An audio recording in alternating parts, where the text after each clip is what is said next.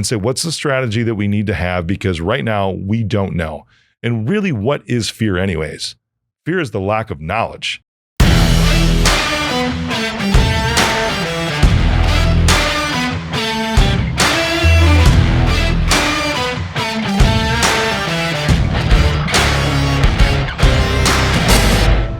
What's shaking? Welcome back to the All In Podcast. I'm Rick Jordan. Today, Anthony, and I'm sorry, man, because I think I'm going to mess this up. Amunategui, I don't know. I'm just going to have you say that. You're here. You know what? Just bring you on. Hi, how you doing? I'll read your bio in a sec. What's up, Anthony? I should have asked you beforehand. It's Amunategui, and I'm going to tell you, I knew I was that kid in school every day when the teacher went, Anthony, I knew that was me, and that was my morning in a new school. No doubt, dude. So I'm looking at this. You're founder of CDO Group, right? And which is an industry leader in providing a full range of outsourced construction, development, and project management services. And you're a lot in the hospitality industry. I mean, I saw that you build fitness centers. All of that's really cool, man. How are you surviving after coming out of COVID-19? Because all these things were like shut down, right? You know, so we went through, my motto was, don't stop fighting. Look, all the way, we actually did really, really well through COVID. The biggest brand that we work on is McDonald's. We build more McDonald's than anybody in the world, but they slowed down construction. It didn't stop. We still had plenty. We still did $25 million worth of McDonald's during COVID. It limited, it's not the $85, $90 million worth of work that we do, but we still did enough to keep our people busy and keep them moving. The stuff that we really noticed was it let us go horizontally, right? So for the last couple of years, we've been going guns a-blazing, right? In 2018, we broke the $85 million worth of work with that brand. 2019, we broke all 50 states. 2020 comes around, COVID comes in, and I believe that most people got scared. They got on the ground, they crawled up in the fetal position. They all just sat there and bought into the BS that we had to shut down, and we did it. I kept looking at my people going, look at me. When I freak out, you freak out. Don't freak out. Here's what we're going to do. And every day, and stop watching. And every once in a while, I push myself and go in there and take a little hit off the news. So you're telling your people, it's like, look at me. I'm stoic right now, okay? You don't freak out because I'm not freaking out. That's awesome. Dude, but that's along the line. You do stuff in your office too, right? I was reading that you just say, you yell out push-ups or something like that when you're walking through? Right in the middle of the day. For me, it's all about energy state in our group. Look, all day long, if you're working with your people, feeling their energy, knowing where they're at, knowing what's going on, and that's that. I have this walk around management style where I'm in and part of my group. We have regular scheduled meetings, we have stuff, but I really do feel like a big part of what I do is carry that flag, walk around and know what's going on with the people in the office. And every once in a while, we have a deal at any given time. Someone's having a tough time. They yell push-ups. The entire office drops to the ground and does 20 push-ups. It does not matter who you are, where you're at. Now, you can do them on your knees or not. But the idea is that once we do that, every single time I've done one, it changes my state of mind. Right there in the moment, the group changes, the energy here. I get up. I'm like, every single time someone yells it, the first thought is, damn it, I don't want to do a push-up right now. But every single time I get up off the ground, I feel better. Right, the energy's going, the blood's flowing through us. Right, you start breathing again. I don't know about you, but I think a big part of what we're doing is we all get this. We get this. We don't even know it. We're short cycling our breath. We're short. That energy in our body is a part of what has your ability to think.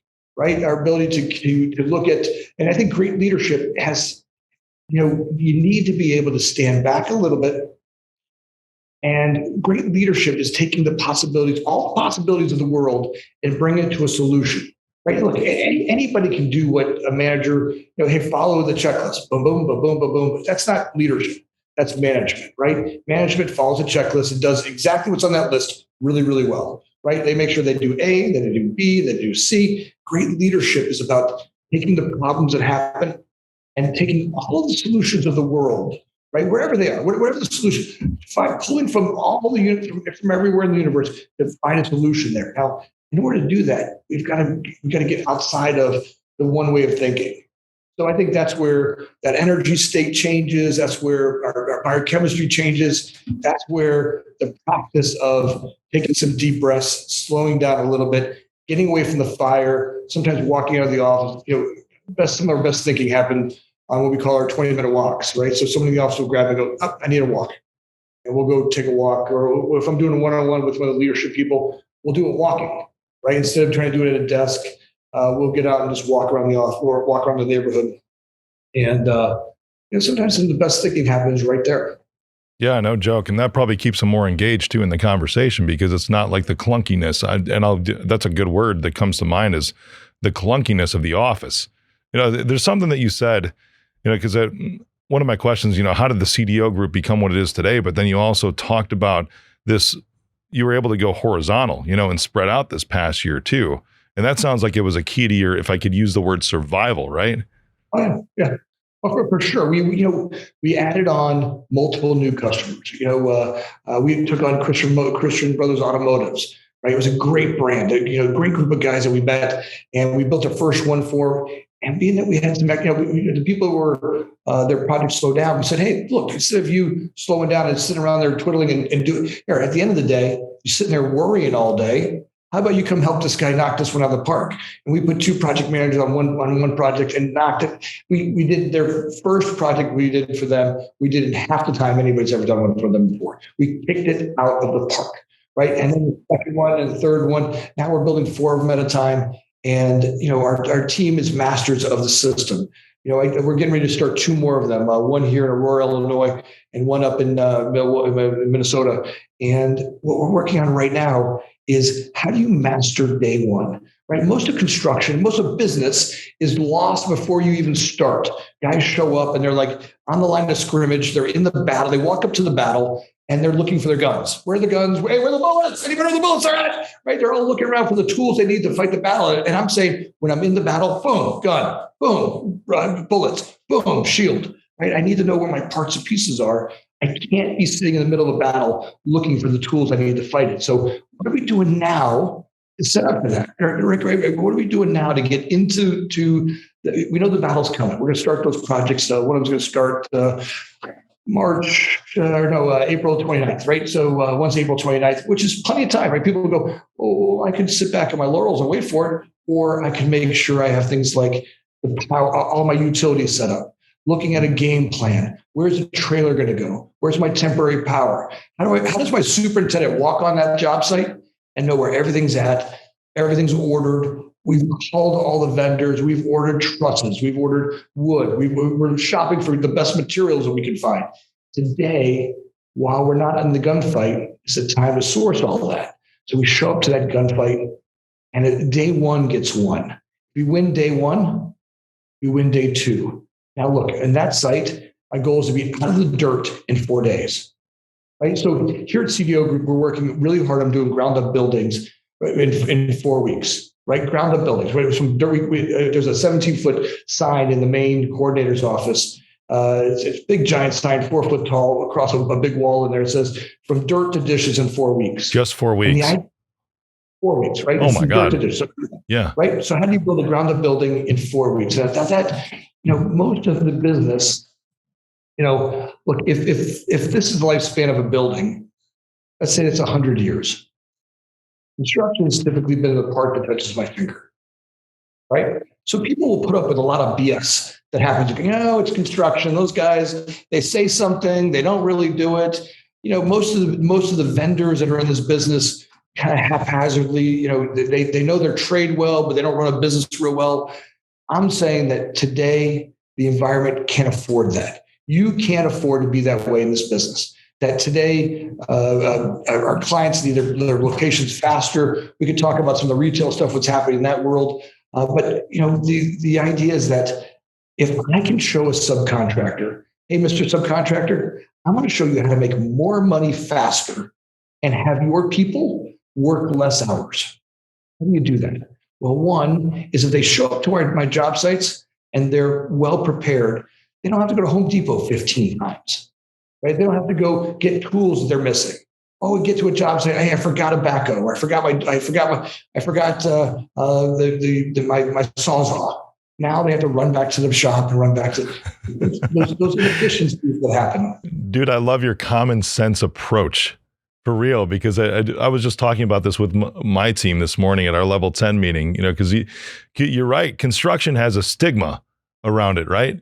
Just like tech does too. I mean, you think about with tech, you think about like the Comcast cable guy coming to your house or something like that, ass crack hanging halfway out and just talking down to you the whole time, not showing up on time, not having the right tools or the right modem in his truck or anything like that. It's the same scenario. And I was laughing this morning because we had a wonderful new employee begin we invited him into the level 10 meeting, and I'm showing her, I'm like, listen, look at our metrics for last week. I'm like, our average response time was freaking 8 minutes. That's it.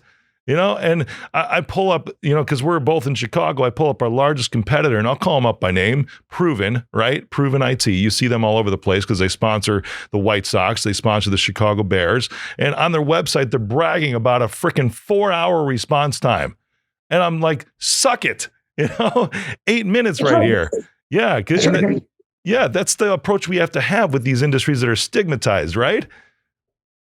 It's for sure. If you're a business owner and you're not thinking faster, if you're thinking I'm going to get by with 4 hours or whatever the industry standard was, you're very short-lived in this business, in any business. The future of all of what we're doing is going to happen so much faster. Now, what I've learned is it's not like taking what was 4 hours and now trying to get to 3.5 hours. That way of thinking is the old way of trying to get better. If I get just incrementally better, I'll be better. And the problem with that is that over time, you end up back where you started, right? You kind of do it. If the guy just shows up a little bit faster, great. Your logic I understand your logic. But the problem is, if you don't change the system, if you don't figure out ways to get someone to a job site, right? If we don't change the system, those increments will somewhere end up right back where they were.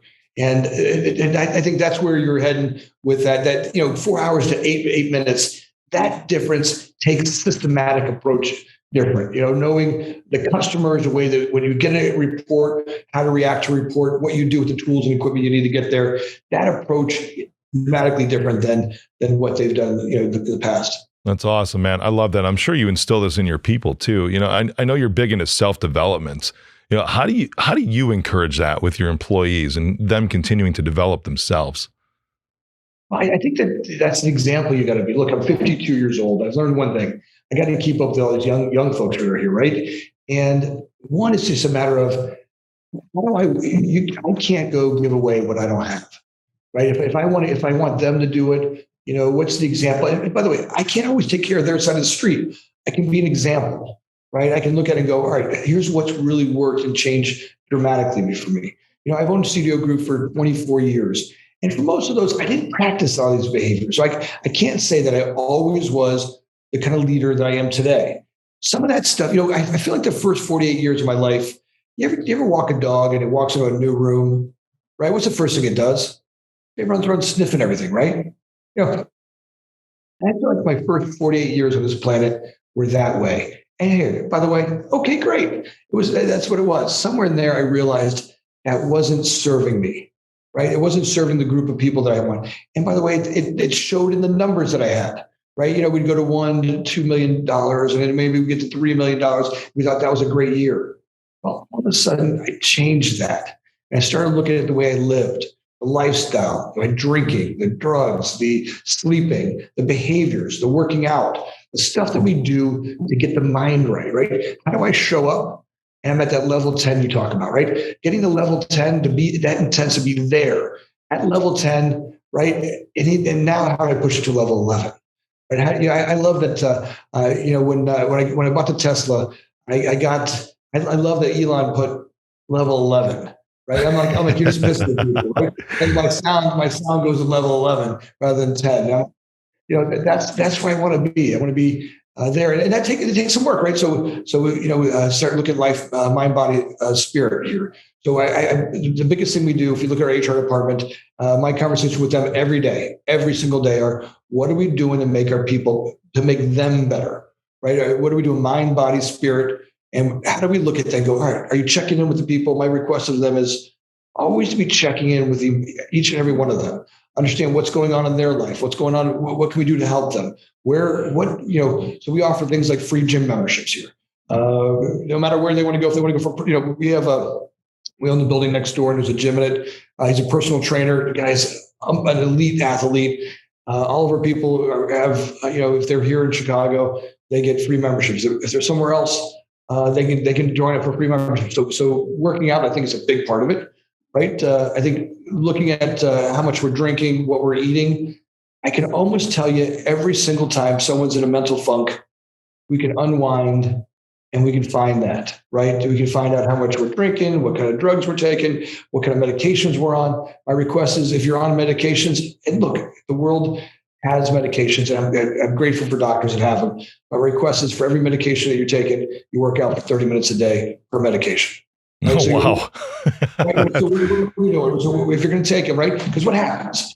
Every time I put a pill in, what am I saying to myself? Subliminally.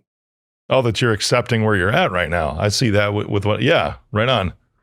Right. So if every time I put that in there, say, all right, I'm just going to give to the medication is going to do great. My request is that while we do that, and here, I'm grateful. And a lot of the psychotropic drugs that we're putting people on, I've gone through this with my kids, where they're going through different aspects, and doctors will say, hey, I want to put your kid on. And, I've got an ex-wife and I who fight about, do that or not do that. My request is if we're going to do that, that's during a crisis time. What are we doing, Mr. Doctor? What are you doing? Where's your work to get them from there out of that spot? What's the stuff that we're doing to take care of their mind, to get them off of? Because I don't want a child living on medications forever. I got it. I got it while we're in crisis. My goal is to get them out of there, right? So what are we doing to take care of their mind? What are the stuff that's affecting their self-esteem? Are we doing esteemable items? The more I sit and stare at this phone, the more I sit and stare at TV, and I feel like I'm less than other kids. I judge my insides by your outsides. All that shame, blame shit that happens in our life. What are we doing to go, all right, that's not working. We're messing up our kids because we're giving them a formula. And they're sitting there wondering, why do I feel so bad? Well, because we've tuned you into checking out. So I think that's a big part of it. So what are we doing to look at it and go, all right, I got it. You're in crisis, and we want to be real cognizant of crisis because people do really bad things in crisis. My wife and I have watched some really bad things happen with kids that are in crisis, and it's scary. Man. They're real moments in life, because that is real life. But then when it comes to the medication side, you're talking about the psychotropics, those are for a season, and it's to get through that crisis mode. Yeah, because you're right. Because everything else, it's changing what you're intaking. It's changing your environment around you. All the other stressors. What are you doing to put yourself on the right track with your mind? Because your mind is so powerful in that.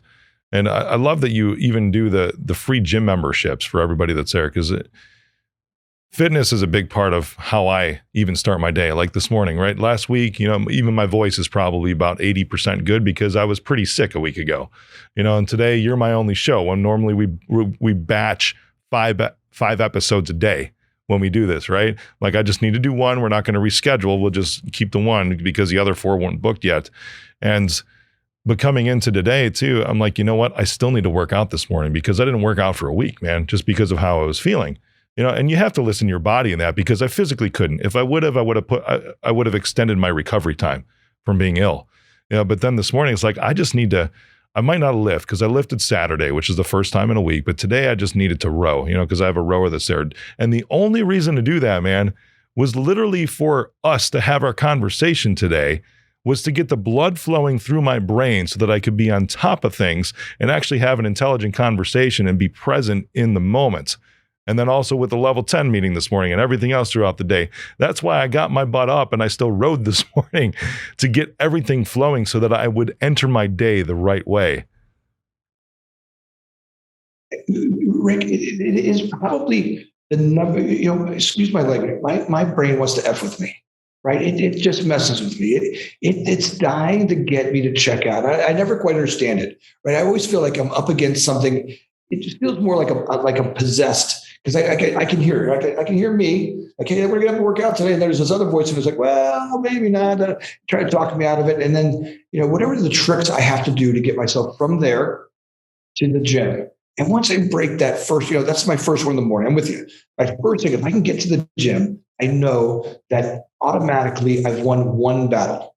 And then if I get from there to, I have a couple of tune-up things I do. Every morning I do I try to find a positive YouTube or something while I'm shaving, a Gary V, a Tony Robbins, Impact Theory, some piece of motivation that just gets my brain thinking. I used to be like Howard Stern and junk food, right? Junk food for the brain.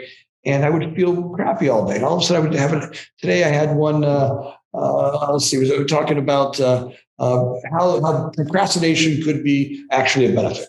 And I'm like, all right, great. It was not necessarily at first, I never thought that way, but it got me thinking rather than, sometimes my brain wakes up and it doesn't necessarily go positive. I don't know about you, but, I've got up in my brain, it can be Jurassic Park rather than Disney World.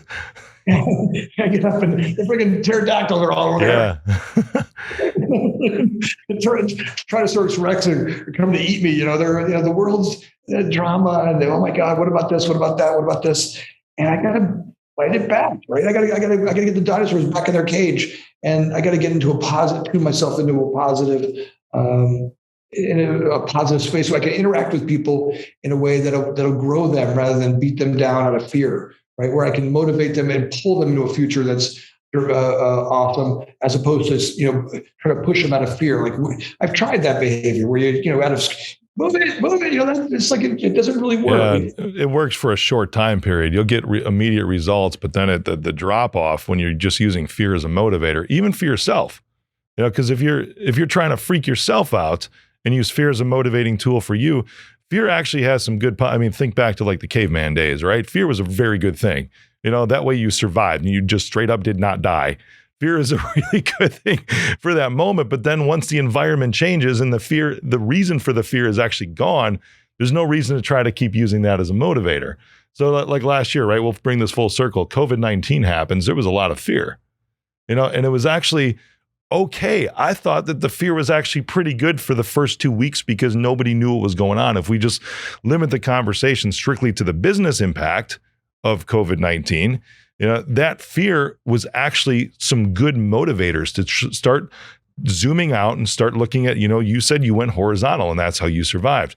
We started booking just a record amount of business to prep for this coming year in case there were going to be any drop-offs. And what do you know? We doubled our revenue last year from 2019 to 2020, and just continuing to accelerate to our public offering this year. But it was a good time period for fear to say, just to examine all the what ifs and say, what's the strategy that we need to have? Because right now we don't know.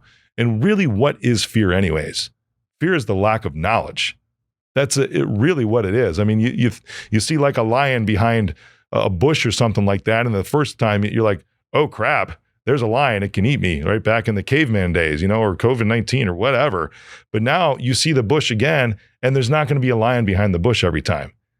Because maybe you moved, you picked up and you changed your environment, and now that lion just doesn't exist. So you don't still need to operate in that mode.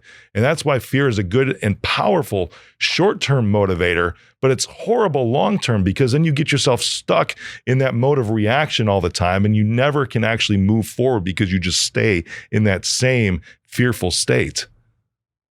I feel like it blocks all my creativity, right? Fear pushes me right back to that spot of protection. Right. And I know how to protect, right? I got this. What do I do when I want to protect my family, my group, my community? What I do is I fall back into a fist up, right? I got that, right? I learn to block the tackle. All right, got it.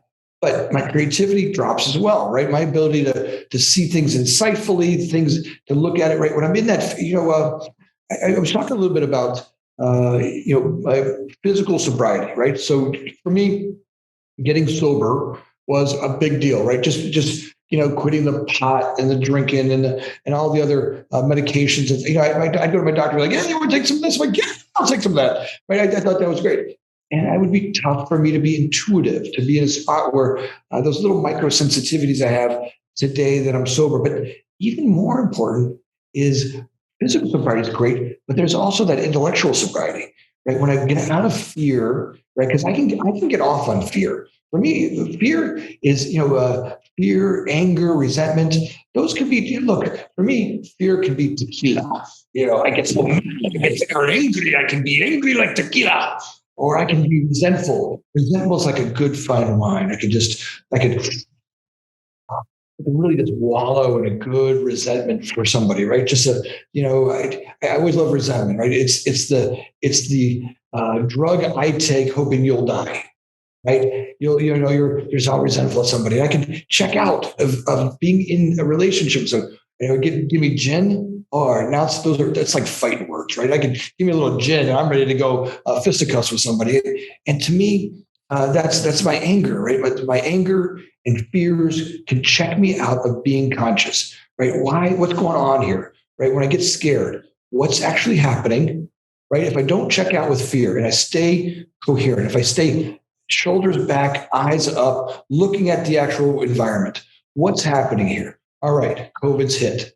What's actually happening? All right, the world is getting worried about a pandemic. People are dying, right? Who's dying? What's being affected?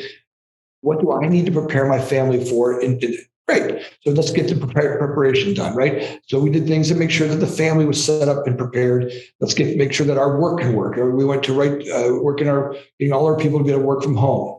Right? Where are the tools and stuff that we're going to need to do? How do we set up daily communication so people aren't checked out? And I kept talking about, hey, look, be careful.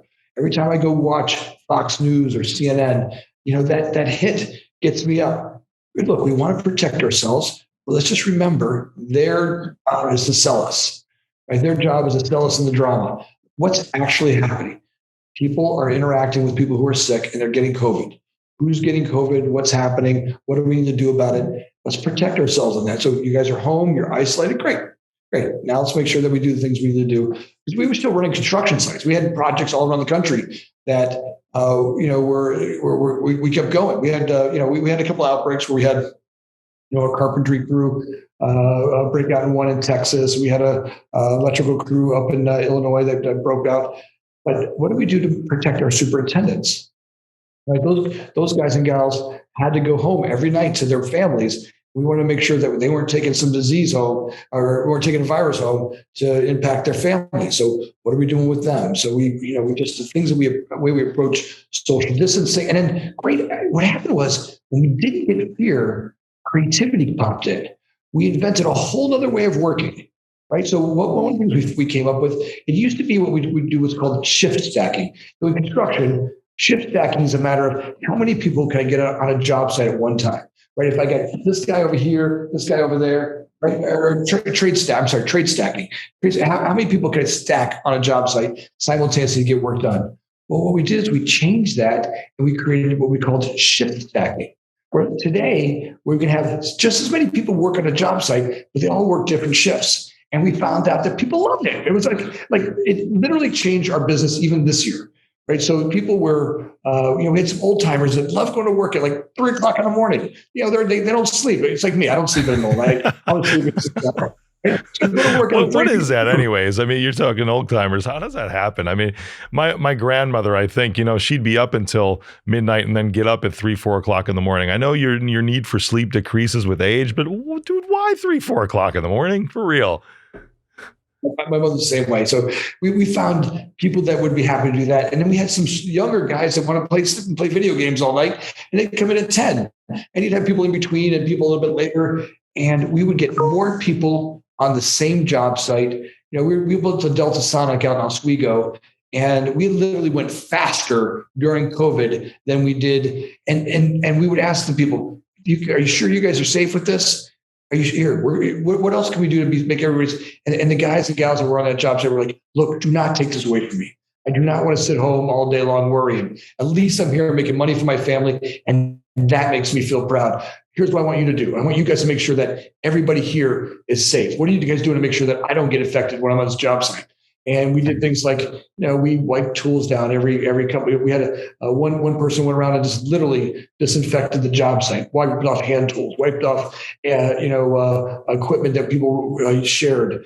We isolated crews to different parts of the people who came together, people who left together. We were only people allowed to get close enough to each other. So it just, once we got out of fear and we got creative, it actually changed the entire world. I mean, today we still do that. Now shift stacking is part of our whole how we set up new projects. We go to a crew and go, hey, look, Mr. Painter, how about if you show up after 2:00? So that way you can have the entire job site and there's not people all around you touching your paintwork. Or Mr. Tile Guy, how about if you guys show up later in the night and you can do tile all day long without people walking on your tile? Right? What are the trade or the people that do the drywall taping and mudding? Look, you want to bring your crew in from Thursday to Monday? Great. We'll have you come in on off hours so that you can sand, mess up the job site, do all you want, and Monday we'll come in. But we'll be ready for you. Back in the day, you couldn't do that because inevitably, if everybody didn't show up at 6:00 in the morning, I'd go to work on that wall and there'd be a stack of drywall there. I can just ruin my whole day because you're driving. I had to move all your stuff. Today, the way we manage, we can see job sites differently. We can lay things out. We've got so much technology that we use on a job site that we can break down a floor, we can break down a room, we can break down materials as we deliver them. We can just-in-time deliveries that are really changing the industry. So, that's my want is for people to remember, even in these times when we have things coming at us, the best martial artists are thinking the entire time. They're watching the hand come at you. They know it's going to come. They're going to have impact, but there's a hand there to receive it. They let the energy, great jujitsu, let the energy of a problem flow through it. Right? Yeah, right on. You talked about tech there a little bit.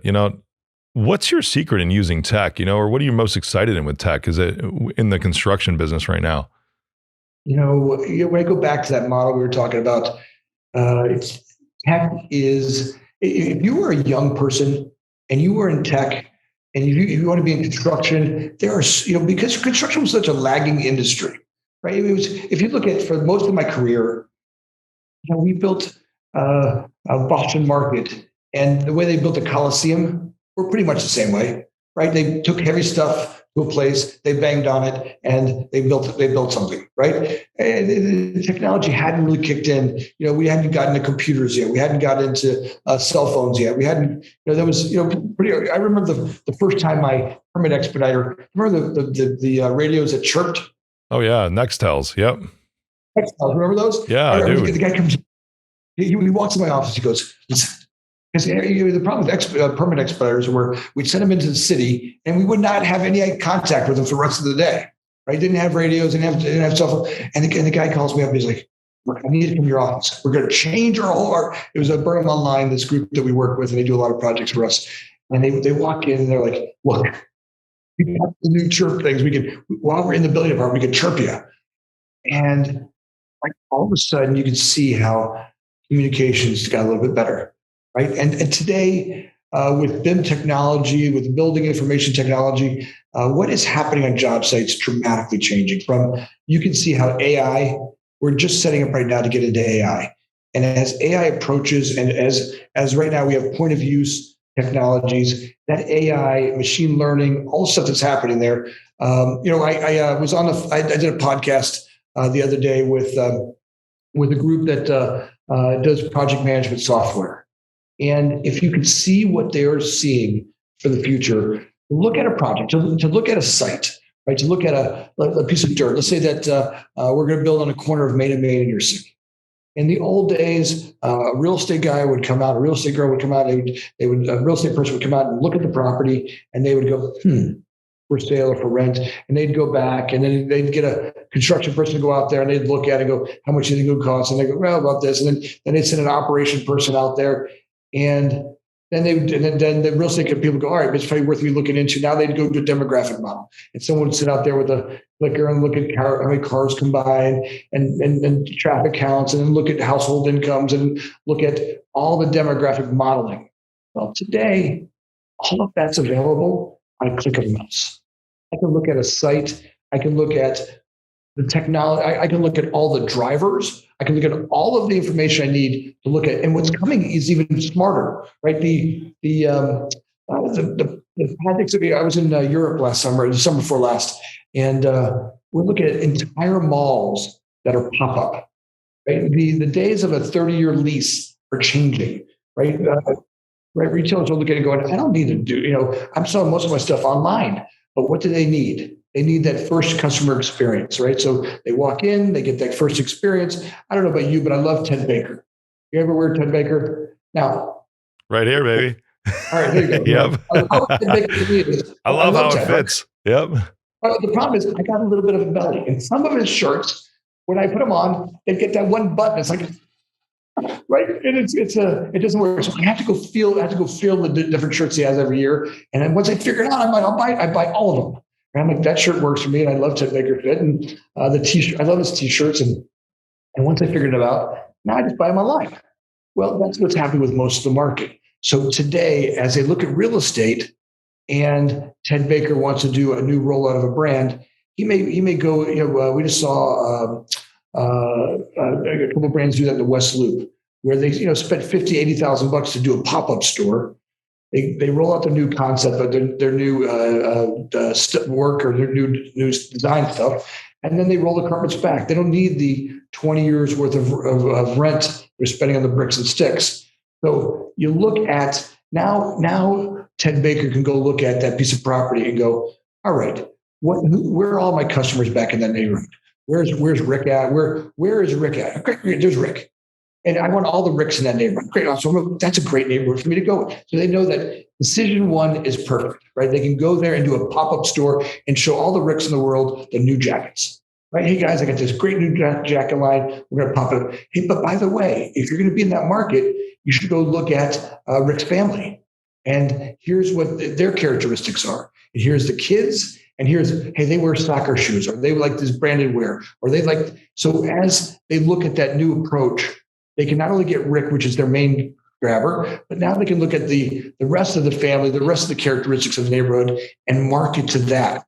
So they can really get the big, right? So that's happening so much faster. That data collection, that data model for those brands, we're seeing in the restaurant world as well. The brands like Chipotle's that we're building a bunch of that went from. You remember your first time in Chipotle? Oh, dude, my first time ended up being like 3 times a week for a month when they first popped up. Right. It was amazing. So you walked in. Yeah. Right. You walked in, and the first experience you had it looked different, right? Do you remember the things that characteristics of it? It was one of the very first, like in almost kind of industrial or urban themed restaurant or fast food that existed. It was a fantastic environment because it didn't look like anything else. So they took simple product. You walked in, it's like plywood and metal sheets and this fixtures and basic stuff, right? They took basic ingredients and made a great store, and it matched their food. Basic ingredients that made their food line was the same. You had shells or bowls, white, brown rice. They had 6 different proteins or 8 different whatever. They've grown a few of them now. And then you went down. You had the toppings, and then you had guac and some cheese. You want to add a sour cream. Like you knew you could close your eyes, walk down that line today, and you can see it. I can see. You're right. I can close my eyes now, and I can see the whole assembly. Yep.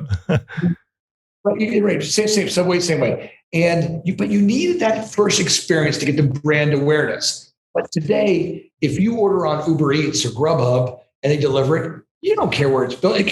That same Chipotle may be being built today. We're working on back of the mall type locations, warehouse locations, the areas where the third party delivery folks can get in and out of right faster, so that you can see the future where Chipotle will have a couple of key locations where people can get the brand experience in high traffic areas. Right, they'll spend the money to do that, but then take the rest of the locations and they'll want to find places where they're faster deliveries. We're working with brands like Domino's Pizza that used to have a 30-minute window.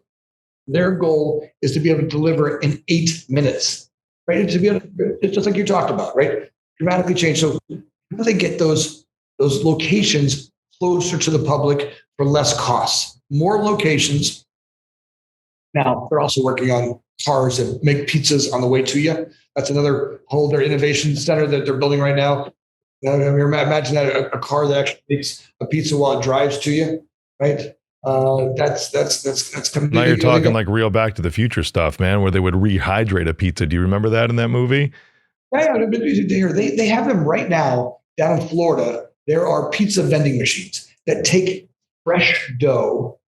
It's not even hydrated. It's literally fresh dough, crushed, fire cooked. If you look them up online, pizza vending machines, they're amazing, right? They're for $3. You get a freshly baked, or six. I mean $6. You get a freshly baked, home handmade or fresh baked pizza. It's not like a shell that was already done or frozen. It's literally a fresh dough made pizza in I don't know, maybe 6 or 8 minutes or something. It takes to do that, and they got pepperoni and sausage, and you can do a cheese one. But it's what is the what's great about the technology for us, Rick, is that more now than ever, the playing field for those young people, right? For our kids, for the people that are coming into business today, the playing field has been leveled. It used to be if you want to be a general contractor, you had to go through all of this major lifting to get there. Today, 2 kids, a laptop, and a website, they can start on some small projects. Maybe they worked a summer doing, working for a company. Today, they can go take the skills they've learned there and start something small. The ability to grow, the technology has leveled the field and giving us the ability to create so much faster. And you can see where AI will be that same way. People are fearing like all of a sudden AI is going to take over the world. Where AI will take on. We're going to have to pray to some AI or something in the future. Like it's going to be almighty AI. I got to imagine at first it's going to really start out where we have these assistants, very much like Siri and Google and Watson can do, but they'll help us do menial tasks. Hey, order my order. Hey, we're going to dinner tonight. You're in New York. You can order dinner, and they'll know who you're going to dinner with, what kind of dinner you like, and what's the best place to do it close to your hotel and close to the customer. They'll be able to start to think that way, right? Those little assistants that will know intuitively things that you would know, right? Right? There's digital menu systems that exist in restaurants right now that are very similar to that, because if you have like a loyalty program that extends across brands and you walk into a restaurant, you scan it, so you get the points, of course, but then on the background, it has all this data about you. And now it starts pushing items that not only are more popular in that area, because it's different demographics of people eat different things too, in different towns, different cities. But then I was talking with a dude on the show about this probably about a year ago, but then it'll also show what you typically like to order, and it'll suggest those things first. And the whole idea is that it creates a better experience for the customer, but it also helps the restaurant turn more tables faster, because it eliminates that 10 minute I'm going to think about it time into 2 minutes and say, oh, here's a suggestion based off of what I've done in the past. Because you never remember, and then it just learns you. It's pretty cool, man. And this is full circle too. And I think we can close out. I really appreciate you being on today too, man, because this is still you're talking about even like the fear of AI, right? And we were saying, hey, the fear of AI or the fear in general is this lack of knowledge. And I loved when you were talking about how you eliminate the fear, and that's really when the creativity can start to have freedom to grow. That was incredible, brother. Love it. If we can keep playing there, right? Keep challenging ourselves. When I go from being, below the line at fear to being above the line, challenging my life, challenging my spots, right? When I'm in that spot where I can really start to look at, right, what's the difference between that fear run space and the other side of it, which is the challenge out of creativity, something that insightful stuff that pulls me into a future that's really exciting. So pulled by creativity rather than pushed by fear. I love it, Anthony. Thanks for being on today, brother. I appreciate it. Love it, and anytime you can look forward to it and continue to do so. Thanks. What's shaking? Thank you for joining me on the All In Podcast. Click the subscribe button and smash that bell for notifications. Text me 312-535-8520. Follow me on social media at Mr. Rick Jordan. See you next episode. I am Rick Jordan, and I approve this message.